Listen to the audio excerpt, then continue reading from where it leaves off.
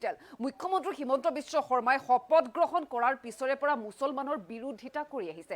অপৰাধী কোনো ধৰ্মৰ তোলাচনীত জুখি চোৱা নাই কোনো সংখ্যালঘু মুছলমান সম্প্ৰদায়। এনেদৰে মুখ্যমন্ত্ৰীগৰাকীৰ বিৰুদ্ধে এতিয়া গৰজি উঠা পৰিলক্ষিত হৈছে ABMCয়ে। ভৱিষ্যতেও অপৰাধীক প্ৰশ্ৰয় নিদিয়ে সংখ্যালঘু মুছলমান সম্প্ৰদায়ক। য'ত কৈছে যে মুখ্যমন্ত্ৰী হিমন্ত বিশ্ব শৰ্মাই যেতিয়া শপত গ্ৰহণ কৰিছিলে তাৰ পিছৰে পৰা মুছলমানৰ বিৰুদ্ধে কেনেধৰণৰ পদক্ষেপ ল'ব পাৰি তাক লৈ সদায় চিন্তা কৰে বা তেনেধৰণৰ চিন্তা কৰিছে বা বিৰোধিতা কৰি আহিছে বুলি এতিয়া গৰজি উঠিছে ABMCয়ে। মুহূৰ্তৰ সেই গুৰুত্বপূৰ্ণ খবৰ জনাই আছো। অপৰাধী কোনো ধৰ্মৰ তোলাচনীত জুখি চোৱা নাই কোনো সংখ্যালঘু মুছলমান সম্প্ৰদায়ে। ভৱিষ্যতে অপৰাধীক প্ৰশ্ৰয় নিদিয়ে সংখ্যালঘু মুছলমান সম্প্ৰদায়ক প্ৰতিনিধিত্ব কৰা সংগঠনে। আৰু হিমন্ত বিশ্ব শৰ্মাই মুখ্যমন্ত্ৰী হিচাপে শপত গ্ৰহণৰ পিছৰে পৰা মুছলমানৰ বিৰোধিতা কৰি আহিছে। আৰু দেখিবলৈ গৈছে বিভিন্ন সময়ত মুছলমানৰ বিৰুদ্ধে বিদ্বেষ মন্তব্য আগবঢ়াইছে। মুছলমানসকল অসমৰ ভৱিষ্যতৰ নিৰাপত্তা ভাবুকি বুলি সোমাই দিব বিচাৰিছে আন লোকসকলৰ মনত। মুখ্যমন্ত্ৰী হিমন্ত বিশ্ব শৰ্মাক লৈ বিস্ফোৰক মন্তব্য ABMCৰ। আৰু চৰকাৰে নিজৰ দেশৰ নাগৰিকক মিয়া বাংলাদেশী সজাই নিৰ্যাতন চলাই আহিছে এনেধৰণৰ এতিয়া অভিযোগ। বিশ্বৰ ইতিহাসত এনে ঘটনা ক'তো ঘটা নাই। আৰু য'ত নিজৰ দেশৰ নাগৰিকক চৰকাৰীভাৱে নিৰ্যাতন কৰি থকা হৈছে,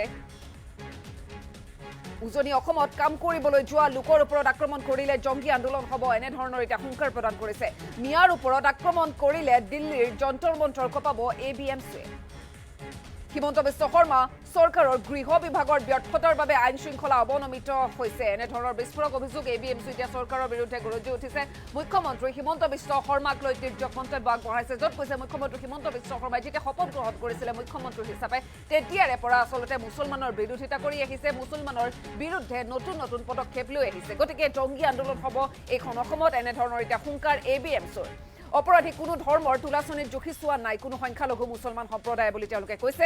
ভৱিষ্যতেও অপৰাধীক প্ৰশ্ৰয় নিদিয়ে সংখ্যালঘু মুছলমান সম্প্ৰদায়ৰ প্ৰতিনিধিত্ব কৰা সংগঠনে। হিমন্ত বিশ্ব শৰ্মাই মুখ্যমন্ত্ৰী হিচাপে শপত গ্ৰহণ কৰাৰ পিছৰে পৰা আচলতে মুছলমানৰ বিৰোধিতা কৰি আহিছে এনেধৰণে এতিয়া গৰজি উঠা পৰিলক্ষিত হয়। বিভিন্ন সময়ত মুছলমানৰ বিৰুদ্ধে বিদ্বেষ মন্তব্য আগবঢ়াইছে। মুছলমানসকলক অসমৰ নিৰাপত্তা ভাবুকি বুলি সোমোৱাই দিব বিচাৰিছে। অসমৰ ভাবুকি বুলি এনেদৰে সোমোৱাই দিব বিচাৰিছে আন লোকসকলৰ মনত। মুছলমানৰ বিৰুদ্ধে বেয়া আচলতে মনোভাৱ আচলতে সোমোৱাই দিব বিচাৰিছে মুখ্যমন্ত্ৰী হিমন্ত বিশ্ব শৰ্মাই। এনেধৰণৰ বিস্ফোৰক অভিযোগ লৈ আহিছে এতিয়া ABMCয়ে। তেওঁলোকে কি কৈছে আপোনালোকক শুনাব বিচাৰিছো। এইখন অসমৰ সংখ্যালঘু মুছলমান সম্প্ৰদায়ক প্ৰতিনিধিত্ব কৰে কোনো এটা সংগঠনে, কোনো একজন অসমৰ মুছলমান ব্যক্তিয়ে আজিলৈকে কোনো অপৰাধীক ধৰ্মৰ তোলাচনীত জুখি চোৱা নাই, ভৱিষ্যত দিনত নাচায়। অসমৰ বৰ্তমানৰ যিজন মুখ্যমন্ত্ৰী সন্মানীয় হিমন্ত বিশ্ব শৰ্মা ডাঙৰীয়াই যেতিয়াই অসমত মুখ্যমন্ত্ৰী হিচাপে শপত গ্ৰহণ কৰিছিল তেতিয়াৰে পৰা আজিৰ তাৰিখলৈকে তেখেতে বিশেষকৈ অসমৰ পূৰ্ববংগীয় মূলৰ অসমীয়া মুছলমান বিভিন্ন সময়ত সম্পূৰ্ণ মুছলমান সম্প্ৰদায়টোৰ বিৰুদ্ধে বিভিন্ন নিগেটিভ নেৰেটিভ তেখেতে সৃষ্টি কৰাৰ এটা প্ৰক্ৰিয়া চলাই আহিছে নাই? বিভিন্ন উচ্ছেদ হওক, বিভিন্ন সময়ত তেখেতে বিশেষকৈ মুছলমান সম্প্ৰদায়ৰ বিৰুদ্ধে বিভিন্ন বিদ্বেষমূলক মন্তব্য দি আহিছে। আমি তেখেতৰ কথা বাৰ্তাত বিভিন্ন সময়ত দেখিবলৈ পাইছো যে তেখেতে মুছলমানসকলৰ বিৰুদ্ধে এটা নেৰেটিভ সংখ্যাগুৰু ৰাইজৰ মাজত তেখেতে ইষ্টাব্লিছ কৰিব বিচাৰিছে। অন্যান্য জাতি জনগোষ্ঠী সম্প্ৰদায়ৰ মানুহৰ সন্মুখত মনত এটা কথা সোমাই দিব বিচাৰিছে যে এইখন অসমৰ মুছলমানসকল অসমৰ নিৰাপত্তা, অসমৰ ভৱিষ্যতৰ প্ৰতি ভাবুকি। তেনেকুৱা ধৰণৰ এক কাম, তেনেকুৱা ধৰণৰ কিছু কৰ্মকাণ্ড তেখেতে বিগত দিনৰ পৰা এতিয়ালৈকে আগবঢ়াই আনিছে, প্ৰদান কৰিছিল। খুব চৰকাৰখনে নিজৰ দেশৰ নাগৰিকক আজিৰ তাৰিখত বিদেশী আখ্যাদি, মিয়া আখ্যাদি, বাংলাদেশী আখ্যাদি এনেকৈ নিৰ্যাতন কৰি আহিছে। বিশ্বৰ ইতিহাসত কোনো ঠাইতে এনেকুৱা ঘটনা ঘটা নাই য'ত নিজৰ দেশৰ নাগৰিকক চৰকাৰীভাৱে নিৰ্যাতন কৰি থকা হৈছে বিদেশী বুলি কয়, বাংলাদেশী বুলি কয়। শিৱসাগৰ, যোৰহাট, ডিব্ৰুগড়, তিনিচুকীয়াত কাম কৰিব কৈছে সেইসকল ব্যক্তিৰ ওপৰত যদি কোনোবা উগ্ৰ জাতীয়তাবাদী সংগঠনে কোনোবাই রাজনৈতিক উদ্দেশ্য প্রণোদিত ভাবে অন্যায় অত্যাচার বা শারীরিকভাবে আক্রমণ করে তার বিরুদ্ধে কিন্তু ধারাবাহিক প্রতিবাদ হব। স্পষ্ট কথা। প্রয়োজনত আমি নতুন দিল্লির যন্তর মন্তৰত এইখন অসমৰ পৰা হাজাৰ হাজাৰ এবিএমচি কৰ্মী গৈ গণতান্ত্ৰিকভাৱে প্ৰতিবাদ কৰি আমি স্পষ্টকৈ কম যে এইখন অসমত, এইখন ভাৰতবৰ্ষত আটাইতকৈ যদি কিবা উৰ্ধত আছে সেয়া সংবিধান। সংবিধানে দিয়া অধিকাৰ হিমন্ত বিশ্ব শৰ্মাক আমি কাঢ়ি লৈ যাব নিদিওঁ, নিদিওঁ, নিদিওঁ। স্পষ্ট কথা।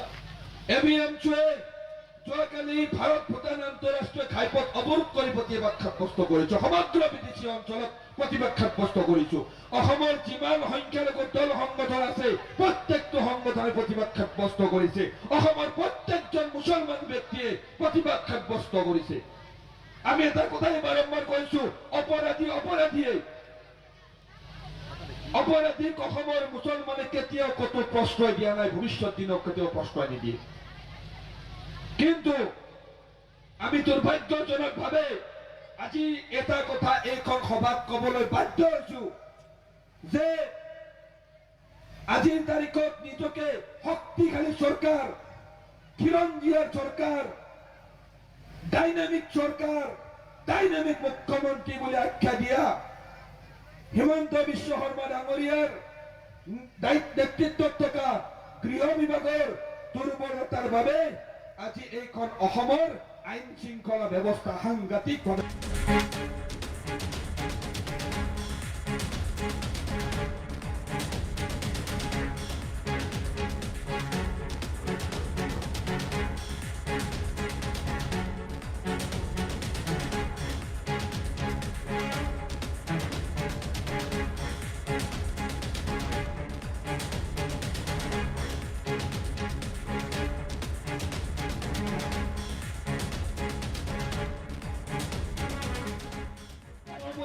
এইখন অসমৰ সংখ্যালঘু মুছলমান সম্প্ৰদায়ক প্ৰতিনিধিত্ব কৰে। কোনো এটা সংগঠনে, কোনো একজন অসমৰ মুছলমান ব্যক্তিয়ে আজিলৈকে কোনো অপৰাধীক ধৰ্মৰ তোলাচলীত জুখি চোৱা নাই, ভৱিষ্যত দিনত নাচায়। অসমৰ বৰ্তমানৰ যিজন মুখ্যমন্ত্ৰী সন্মানীয় হিমন্ত বিশ্ব শৰ্মা ডাঙৰীয়াই যেতিয়াই অসমত মুখ্যমন্ত্ৰী হিচাপে শপত গ্ৰহণ কৰিছিল তেতিয়াৰে পৰা আজিৰ তাৰিখলৈকে তেখেতে বিশেষকৈ অসমৰ পূৰ্ববংগীয় মূলৰ অসমীয়া মুছলমান, বিভিন্ন সময়ত সম্পূৰ্ণ মুছলমান সম্প্ৰদায়টোৰ বিৰুদ্ধে বিভিন্ন নিগেটিভ নেৰেটিভ তেখেতে সৃষ্টি কৰাৰ এটা প্ৰক্ৰিয়া চলাই আহিছে। আহিছেনে নাই? বিভিন্ন উচ্ছেদ হওক, বিভিন্ন সময়ত তেখেতে বিশেষকৈ মুছলমান সম্প্ৰদায়ৰ বিৰুদ্ধে বিভিন্ন বিদ্বেষমূলক মন্তব্য দি আহিছে। আমি তেখেতৰ কথা বাৰ্তাত বিভিন্ন সময়ত দেখিবলৈ পাইছো যে তেখেতে মুছলমান সকলৰ বিৰুদ্ধে এটা নেৰেটিভ সংখ্যাগুৰু ৰাইজৰ মাজত তেখেতে ইষ্টাব্লিছ কৰিব বিচাৰিছে। অন্যান্য জাতি জনগোষ্ঠী সম্প্ৰদায়ৰ মানুহৰ সন্মুখত এটা কথা সোমাই দিব বিচাৰিছে যে এইখন অসমৰ মুছলমানসকল অসমৰ নিৰাপত্তা, অসমৰ ভৱিষ্যতৰ প্ৰতি ভাবুকি। তেনেকুৱা ধৰণৰ এক কাম, তেনেকুৱা ধৰণৰ কিছু কৰ্মকাণ্ড তেখেতে বিগত দিনৰ পৰা এতিয়ালৈকে আগবঢ়াই দিছে, প্ৰদান কৰিছিল। খুব চৰকাৰখনে নিজৰ দেশৰ নাগৰিকক আজিৰ তাৰিখত বিদেশী আখ্যাদি, মিয়া আখ্যাদি, বাংলাদেশী আখ্যাদি এনেকৈ নিৰ্যাতন কৰি আহিছে। বিশ্বৰ ইতিহাসত কোনো ঠাইতে এনেকুৱা ঘটনা ঘটা নাই য'ত নিজৰ দেশৰ নাগৰিকক চৰকাৰীভাৱে নিৰ্যাতন কৰি থকা হৈছে বিদেশী বুলি কয়, বাংলাদেশী বুলি কয়। শিৱসাগৰ, যোৰহাট, ডিব্ৰুগড়, তিনিচুকীয়াত কাম কৰিব গৈছে সেইসকল ব্যক্তিৰ ওপৰত যদি কোনোবা উগ্ৰ জাতীয়তাবাদী সংগঠনে, কোনোবা ৰাজনৈতিক উদ্দেশ্য প্ৰণোদিত ভাবে অন্যায় অত্যাচাৰ বা শাৰীৰিকভাৱে আক্ৰমণ কৰে তাৰ বিৰুদ্ধে কিন্তু ধাৰাবাহিক প্ৰতিবাদ হব। স্পষ্ট কথা।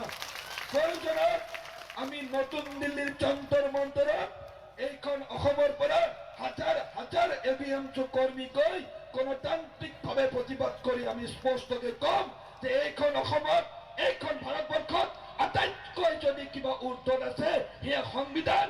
সংবিধানে দিয়া অধিকাৰ হিমন্ত বিশ্ব শৰ্মাক আমি কাঢ়ি লৈ যাব নিদিওঁ, নিদিওঁ, নিদিওঁ। স্পষ্ট কথা।